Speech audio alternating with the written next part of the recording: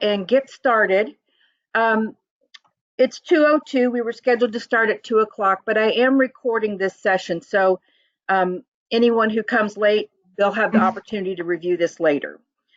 You'll notice that I have muted everyone, and that's just because I end up hearing a lot of feedback, so it's hard for me to kind of keep up with my own thoughts.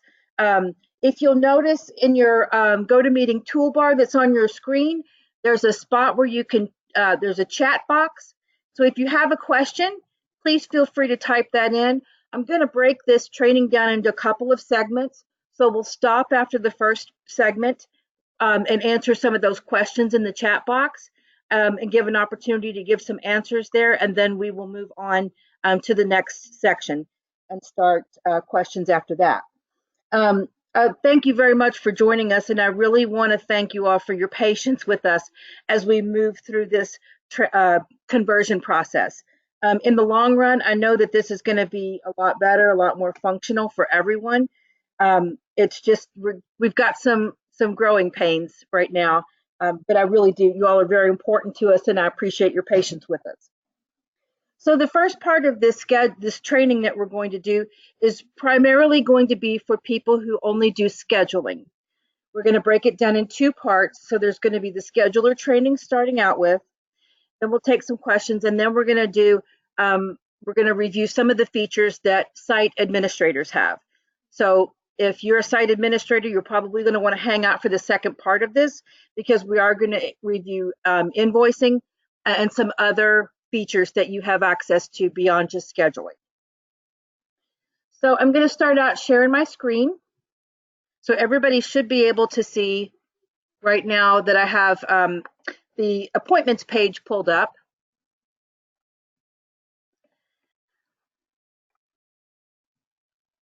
Just checking to make sure. Okay.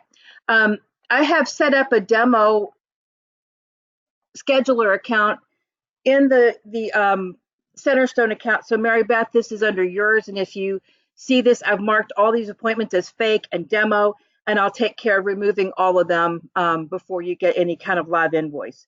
I just wanted to show you this in the environment that you all will be working in day to day so that it's relevant to you. So if you'll notice, when you first get your invitation, let me back up just a little bit. When you first get your invitation, you're going to be taken to your profile and you're going to be asked to create a password, first of all, and then you're going to be asked to fill out your profile information.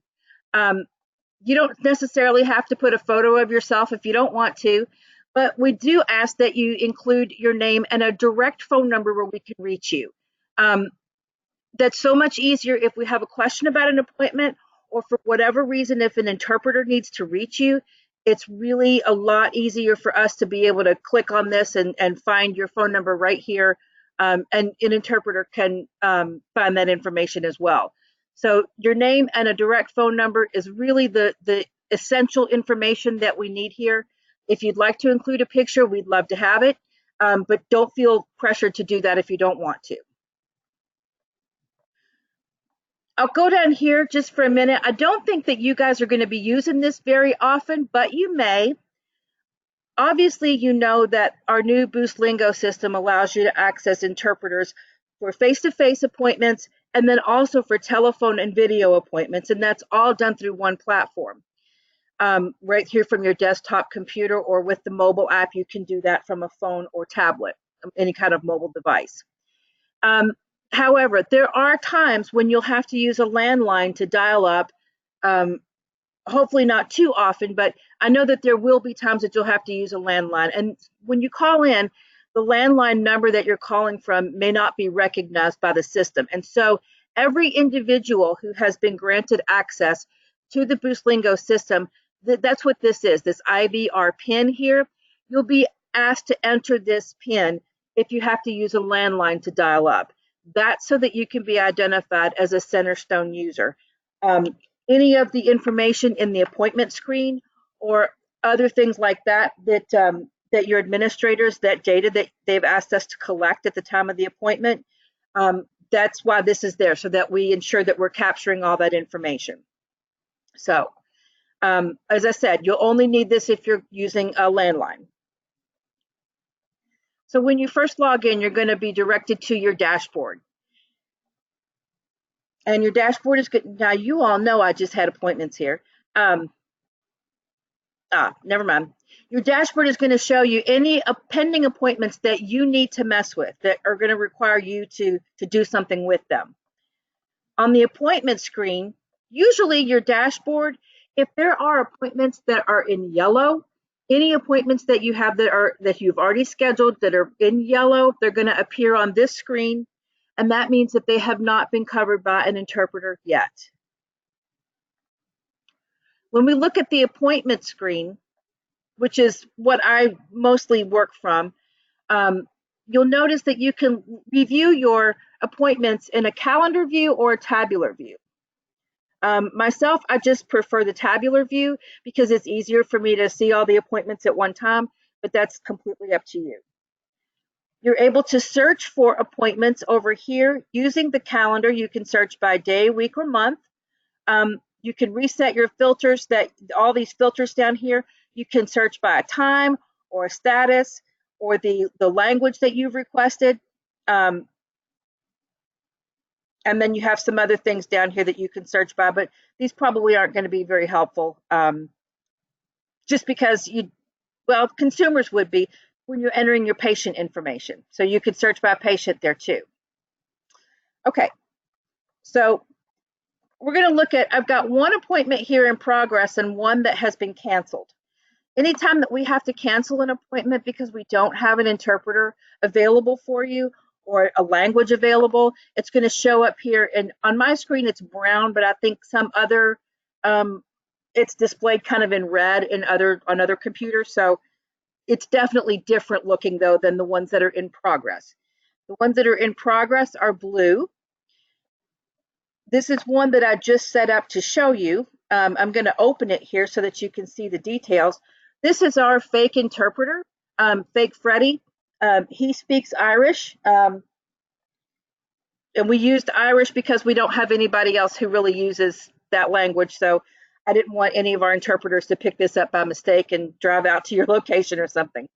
So you can see here that I entered that this is a fake appointment, demo only, and I entered consumer information here. So Jimmy Johns is the private person's name. We use private person just because of the privacy issues that are involved with patient data. That way it doesn't get displayed to everybody, only the people who are logged in. Excuse me. Now you'll notice this just turned gray, and that's because I scheduled this for a 15-minute appointment so that it just ended. If Fake Freddy were in your office, he would be probably standing in front of you with his phone right now requesting your signature so that he can upload that into his mobile application. So that's just a little bit about the color codes. I'm going to create a new appointment so that you can see some of the features and some of the tricks. I've been working with several folks from CENTERSTONE in the last few days, and I think it came back kind of as a mistake, but it turned out to be a really cool workaround that is working for us. So I think we're going to stick with it for right now. I know that you guys have noticed that we don't have the ability built in here at this point to select an interpreter. I know that many of you work with the same interpreters over and over again, and that your patients request the same interpreters time and time again.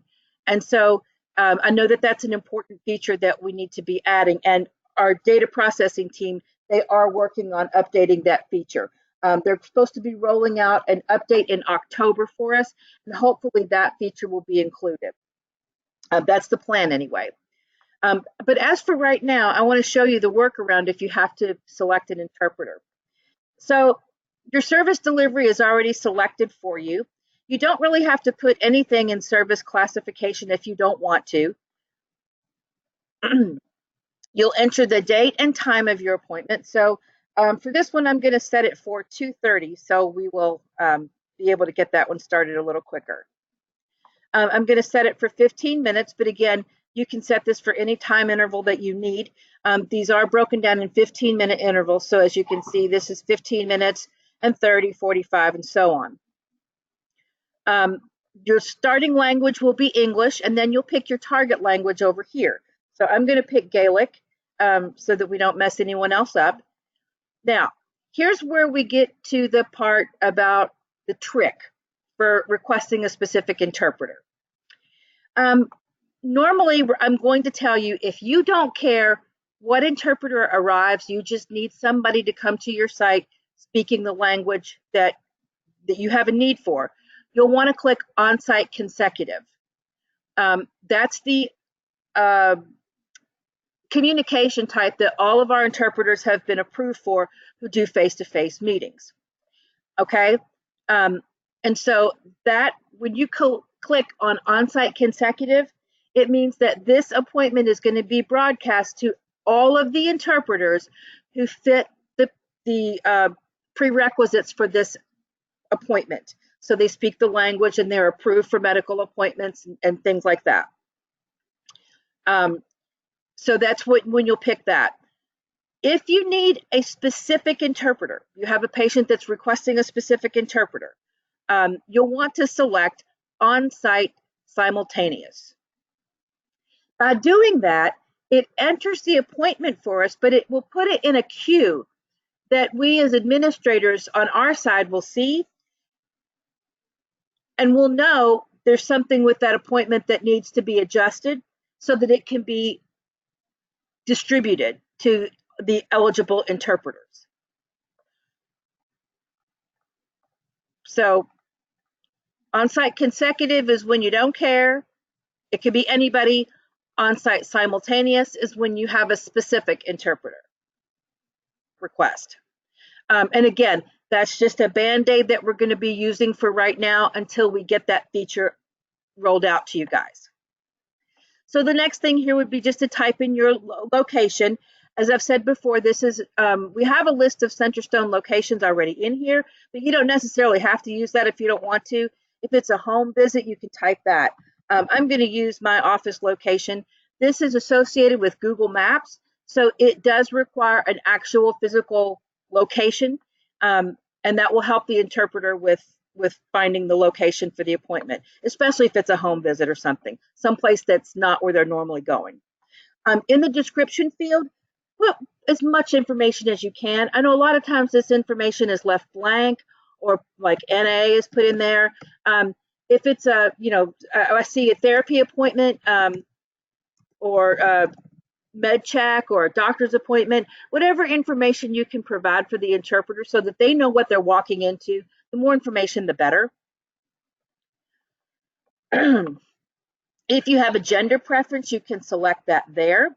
I don't really use this section much because it's a private message, and it comes to administrators the same way any other note would. So it's not really necessary. In your consumer information is going to be where you put your private person. You can save this person's name to a consumer list.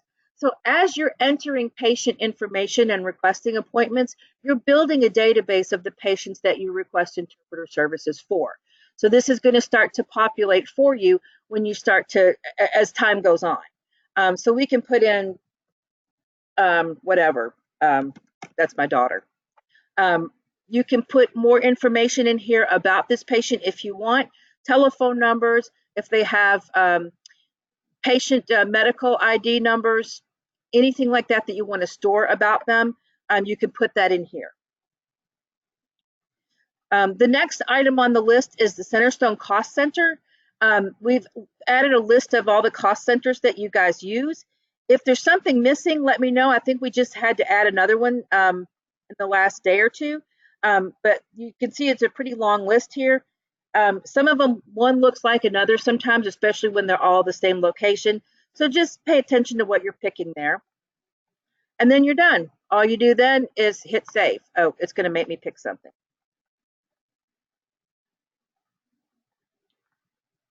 And now the appointment has been created.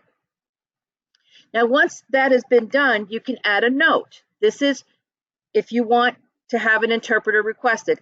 Now, if you'll notice, on this particular appointment, it turned yellow, and that's how you're going to know that it's been broadcast. However, we picked on-site simultaneous, So from your point of view, you're not going to know whether it's been broadcasted or not. It's going to turn yellow because you know that we have received the request. And so at this point, you can add a note. And this is going to go to the LSC administrator. So this is going to go to me, or Amina or Nuria. And you can just put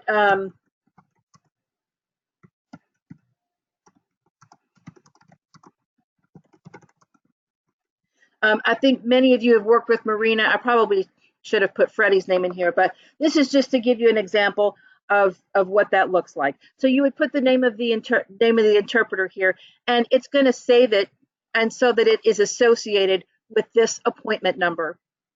That way, when I get it, I know exactly it will open up a note for me, and I'll know exactly what appointment number you want Marina Zaldivar to cover for you. Okay. Any activities regarding an appointment or notes, that's all going to show here. You can see here the appointment history where it was created by this demo user, that's me, and the notes that were entered about this appointment. Any documents that may have to be uploaded regarding the appointment. A lot of times an interpreter, if they bring a paper document as opposed to their cell phone, we've pretty much strictly worked with paper in the past, although a handful of our interpreters in the past used our old mobile app. But if they come with a paper voucher, this is where they're going to upload it. Any other documentation about an appointment that you may want to store, you can add it, just click new upload, and you can upload the file. It does need to be a PDF or a Word doc. It won't store pictures, but you can do that there if you need to provide some sort of supporting document for this appointment. So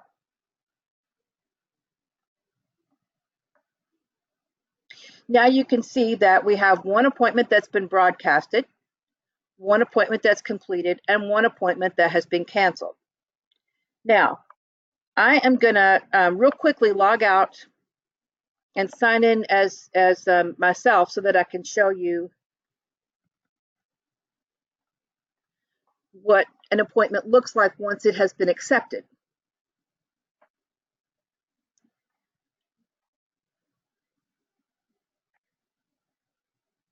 Okay, so this is our fake appointment that we just entered. And as you can see, this has been broadcasted to Fake Freddy, and it's because he's the only person who's eligible for this language. But when we talked about you adding your note, this is where I'm going to see your note.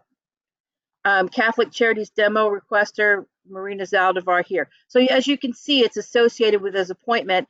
And what I'll do once I add Marina to this appointment, or the interpreter that you request, I'll reply to you and to the interpreter so that they know that the appointment has been placed in their folder.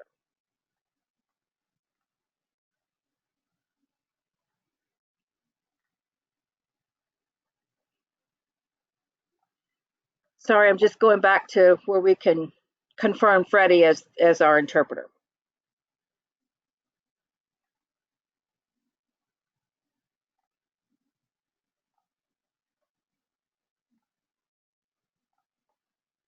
Okay.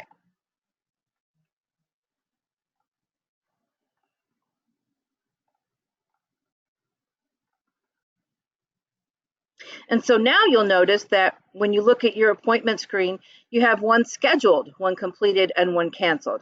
And scheduled meaning in green, green means go, and go is good. You're good to go. You have an interpreter to cover that. So now you'll also notice, because I just replied to your note regarding the interpreter request, that's where you're going to see that reply, where you'll see that note come back to you. And so I'm going to check our chat here to see what kind of questions we have. And I'm going to unmute everybody. So if there are questions about scheduler functions, you can ask me now.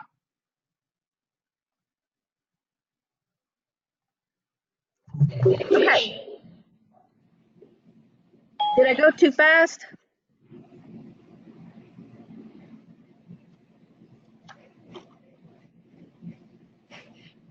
No questions? Not right now, I don't know. Well, good. Good. I was worried I went too fast or something, but that pretty much is the features that we have to offer right now in the scheduler role. Okay.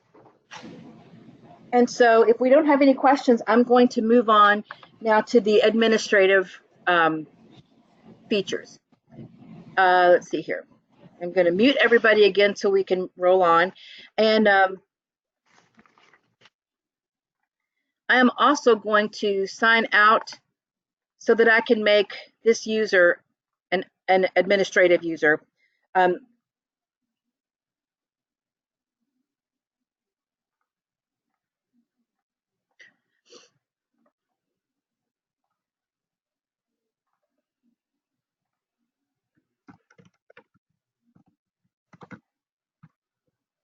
So you can see here, these are all of the CenterStone accounts that we have on file, and we've broken them down by division. I realized that there are some people who don't have all of your teams set up under the right division, and we're working on that. And I'll help you with that once we're finished with the training. I've gotten a couple of emails from Mary Beth about that, so we're not ignoring it. We know that that needs to be sorted out. We did have you guys set up as one account, and then we were advised by our data processing team that it really needed to be broken up because it's just so many appointments. So that's what we did. So Mary Beth, I borrowed your account to set up my little fake demo interpreter or demo requester. So this is kind of a cool thing to show you all. When you look at the list here of folks, I'll get to that, Miss Lisa. When you look at the list of folks who are enabled, if you have a crown, a little blue crown next to the name, that means that person is a site administrator. And so what I'm going to do right now, this demo account, I'm going to make them a site admin so that I can show you the features that you will see in the CenterStone account or accounts. I'm going to sign back out.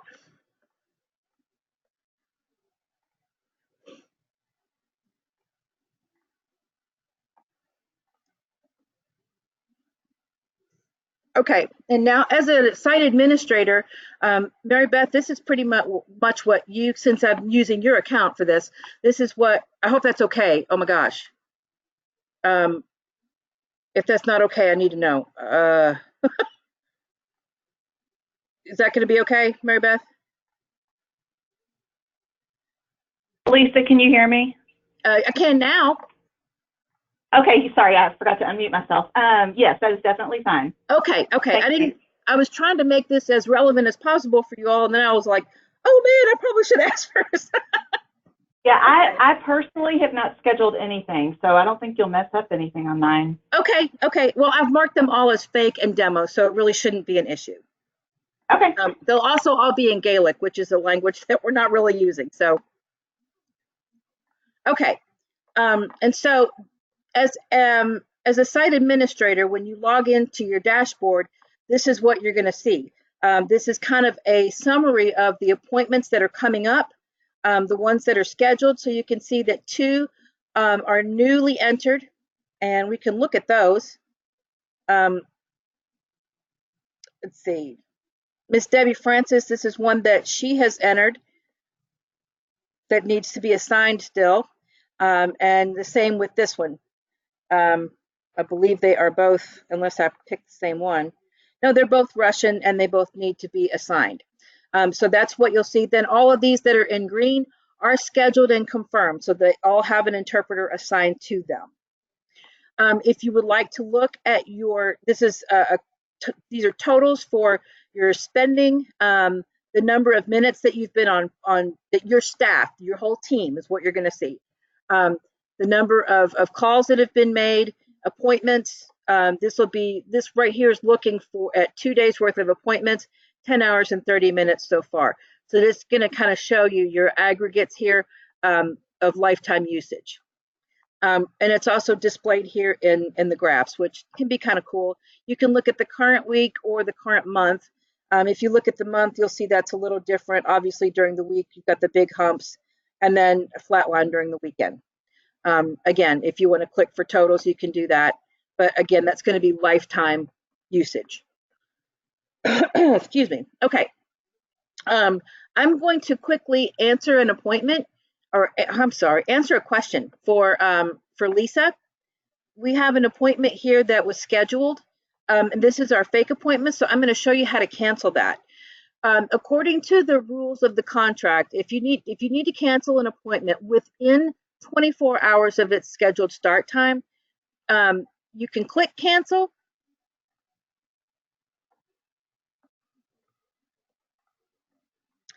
And you can tell us why.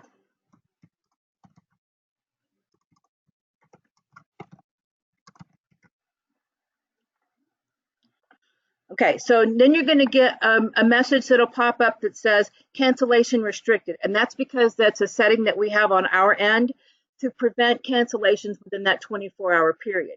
The reason that we do that is because there is a minimum charge that's required once an appointment goes into an interpreter schedule and they have made out their plan, their day. If they have a cancellation in the middle, that's lost time for them. I know that you guys understand that concept, and so that's why there's a minimum charge. Because it's in that 24-hour rule, right now we're having them restricted. Going forward with a later release, we will have the opportunity to have that, you'll be able to cancel it, and that fee will be automatically added for that late cancellation. But for right now, you will have to call the office if it's within 24 hours. Otherwise, what I just did, yes, it is 1 hour, Robert. Otherwise, your cancellation will be accepted. I hope that makes sense for everybody. I don't want to schedule one of these or cancel one of these that's actually a live appointment. I don't want to mess up somebody else's schedule. So, and I will be able to cancel that from the administrative screen. And I can do that here shortly. But I hope that was a good enough demonstration of how to cancel an appointment, just to open it and click cancel and enter your reasons. Again, if it's not within the 24-hour window, it will accept the cancellation and it'll mark it as canceled. Okay, again, your appointment screen, this is going to look exactly the same as it does for a scheduler. This time we can see that we have one in progress because these are live appointments that we're looking at, not just the fake ones. From a scheduler's point of view, I can only see the appointments that I myself have scheduled. From the site administrator's point of view, you're going to see the appointments that you have scheduled, but you're also going to see all the appointments that your team has scheduled as well. So you'll also be able to see the status of all the appointments that your team has scheduled. So right now we've got one in progress, 6 that are scheduled, 3 that have been canceled, and 5 completed. Again, we're looking at just for appointments for today.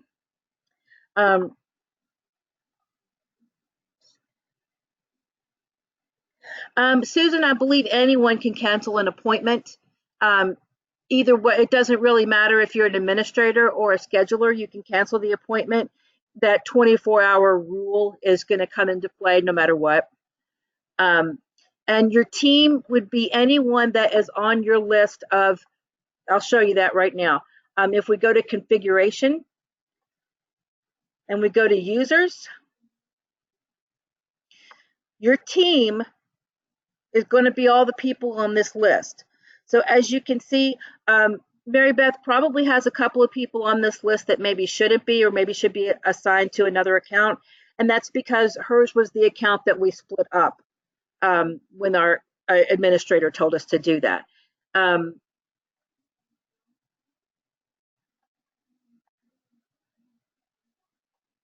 To answer your question, Sarah, no. Unless you're an administrator, you can't view an appointment that another scheduler has entered. I'm sorry, but that view is not available from just the scheduler platform. I'm sorry, I know I said I was going to wait till the end. I just see these popping up. So these are all the people who would be on your team. As the site administrator, there may be more than one of you, but as the site administrator, it's up to you to, I will get to that in just a minute, Miss Lisa. It's up to you to invite the people who need to have access to schedule an interpreter. We feel like this is best left up to each site administrator because you're going to know better than us about your employee turnover, who's there, who isn't, who needs access and who doesn't. So if I were to click on, let's see.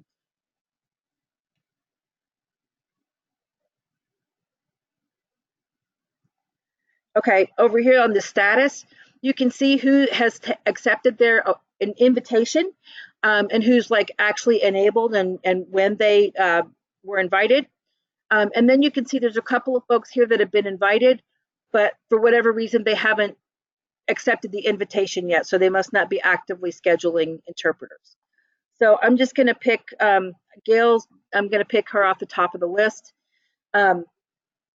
And if for whatever reason you needed to, if Gail no longer needs access to schedule an interpreter, you would click the deactivate button right here. So Mary Beth, for the people that are on your list that don't necessarily need to be on your list, this is what you will do, is just deactivate them. And that is because their email address can only be associated with one account.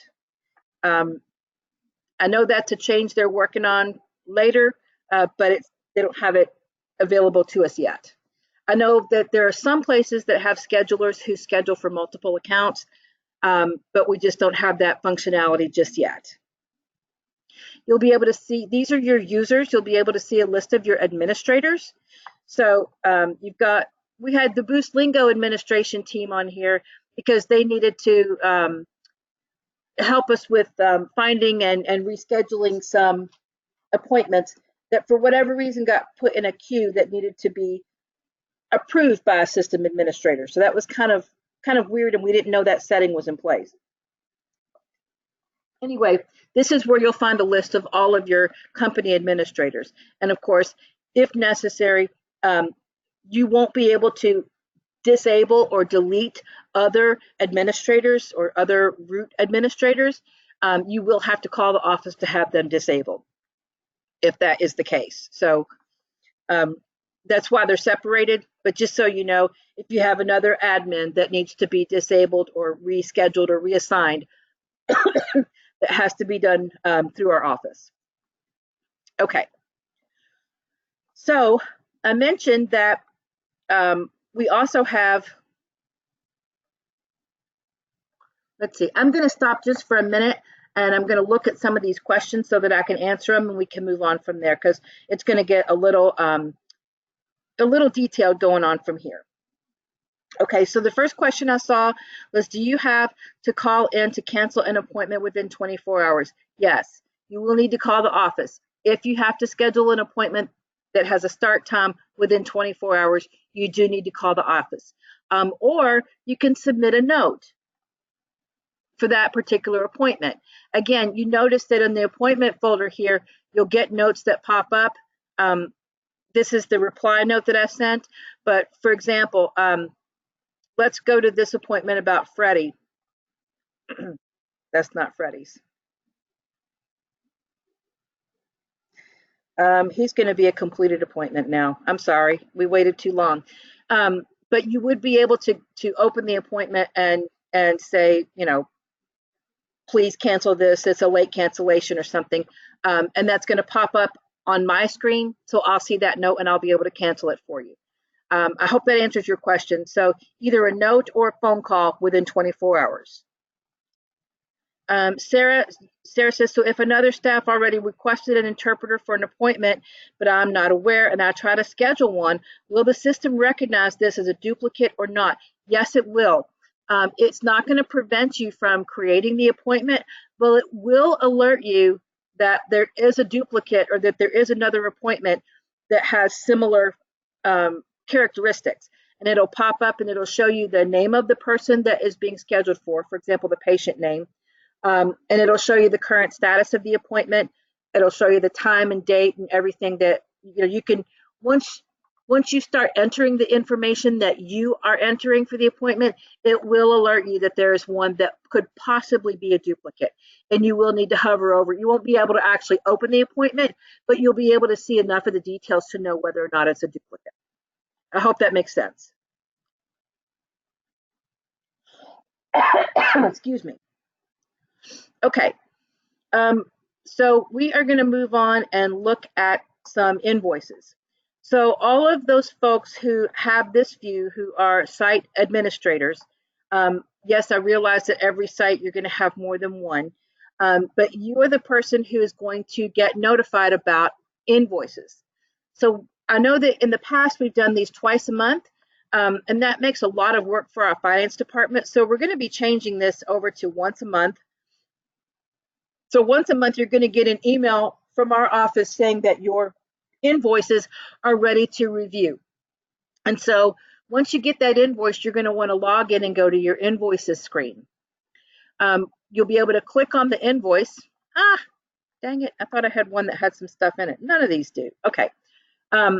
You'll be able to click on the invoice and review all of the appointments that are inside of that invoice. I'm going to go, well, give me just a second. I'm going to log out and create an invoice for you so that we can play with that, and then I'll void it later.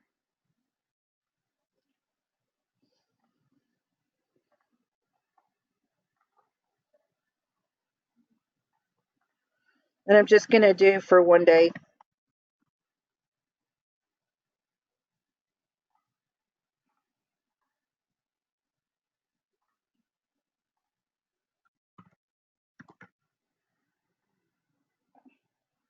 So we have net 30 terms, which means that the payment is due within 30 days of receiving the invoice.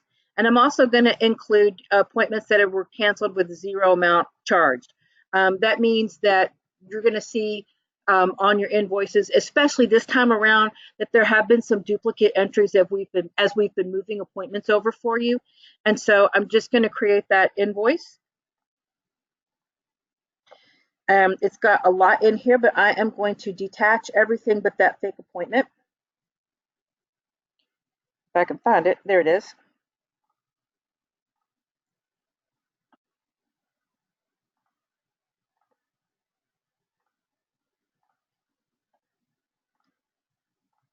I'm sorry that you're having to watch the sausage making part of this. Anyway, so now I'm going to send this. And those of you who are administrators on this particular account, you are going to get this email from me, okay? Once you get back to your desk or whatever, you can disregard it. It's just, like I said, it's just for demonstration purposes. So I'm going to sign back in to that CENTERSTONE fake administrator account now. And now when I go to my invoices, I'm going to see that there's a new invoice here to be reviewed. It's also marked unread.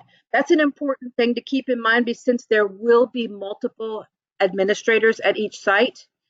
So you will just have to kind of watch out for the appointments that are occurring in your division and in your cost center. Excuse me. There are custom fields in here that aren't available in the preview, but those custom fields do have to do with your site. I'm sorry, your cost center, and so you may need to download it to take a look at it. Most of the time, though, you should be able to tell. And so we're going to look at this. You can actually click on the appointment too. You can click on the appointment and review the details. You can see that this one was canceled, and so there's a zero charge for this. And so once everything is good and you've reviewed the appointments, you can click approve. And this is going to send a confirmation to my office that everything is good with this, and then we should be expecting payment for this particular invoice. So now it's changed to green and it says ready for payment. Now, as far as the details about how invoices will be routed on the internal side for you guys, I think that really is a question that would be best answered by Mary Beth, since she and I have been kind of working on this so far. And I believe what happens is that our finance department will send one email for all of the approved invoices to your finance department. I believe that's how that works. If it's not, correct me. And I don't know how many of y'all need to know this detail or not, but we do need an approval so that we can complete the invoices. So, Elisa, it's Mary Beth. yes, I'm ma'am. going to confirm that process with our accounts payable department. Okay. And I'll let the administrators know what it Sounds is great. once I've confirmed it. Okay. So at this point, I'm going to open it up for questions. If anybody has anything you want to ask about, any of the scheduling features or configuration features. 4/25, April 25th. I'm sorry?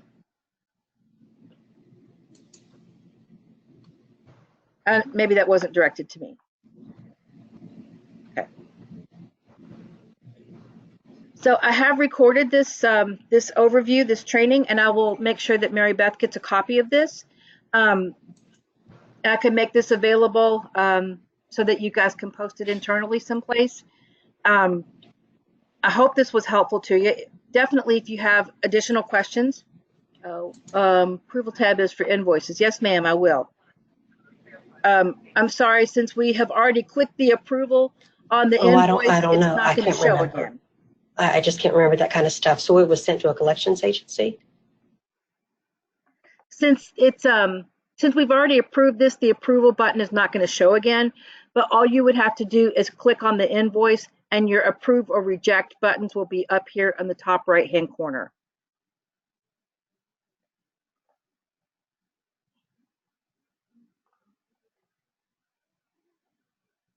So if there's a question regarding one of the services on the invoice, if you have a question about services on the invoice, you see this little post-it note feature right here. All you would need to do is click that, and you can type a note here. I don't know, patient didn't show, whatever the note would be, or whatever the message would be to send to us about that particular appointment. And when you open the invoice, you're going to see that there's one of these little notes right next to each one of the appointments on there. So you can submit that and save it. Well, come on, thing. And then we will get the note regarding the details of this appointment.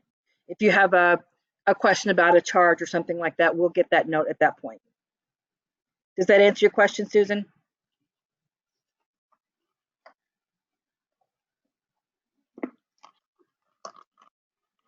Okay. I guess I'm going to stop here unless we have more questions. Everybody is unmuted now, so if you wanted to ask a question, you're welcome to do that. Otherwise, I'm just going to go ahead and wrap it up. And as I said, I'll make sure that you guys get a copy of this training so that you can refer to it as you need to. You probably won't need to keep it for long. Go ahead.